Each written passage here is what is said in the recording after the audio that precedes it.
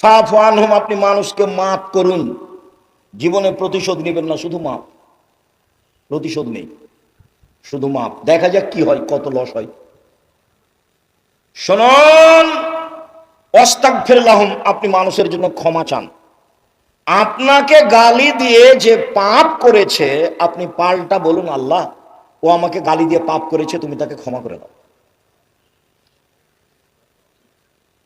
প্রতিপক্ষর সিম গাছ, আপনার সিম গাছ প্রতিবেশীর ছাগলে কেটে দিয়েছে, একবার সিম ধরবে এই সময়, তখন প্রতিপক্ষ কিছু গালি দিয়েছে, তো আপনার স্ত্রীও গালি দিয়েছে, তখন আপনি বাড়িতে আসতে আপনার স্ত্রী আপনাকে বলেছে, তখন আপনি বলেন তাকে গিয়ে যে আপনার ছাগলে আমার সিম গাছ খেয়ে নিয়েছে, এই জন্য আমার স্ত্রী আপনাকে কিছু বলেছে, তাই আমি ক্ষমা চাইতে এসেছি। পারবেন? ইনশাল্লাহ। চুপ হয়ে গেলেন যে?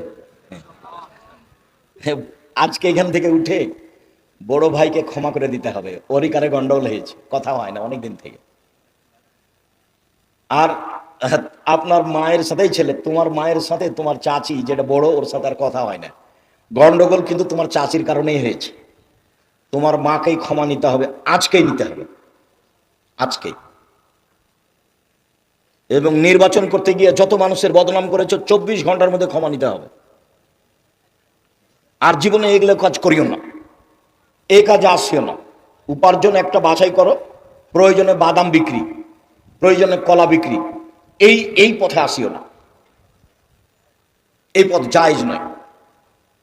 মহান আল্লাহ বলেন, আল্লাযীনা ইনফিকুনা ফিস সাররাই ওয়াজ দাররাই ওয়াল কাযিমিনাল গায়জ ওয়াল আফিনা আনিন নাস। পৃথিবীর মানুষ, 3 শ্রেণীর মানুষ জান্নাত পাবেই।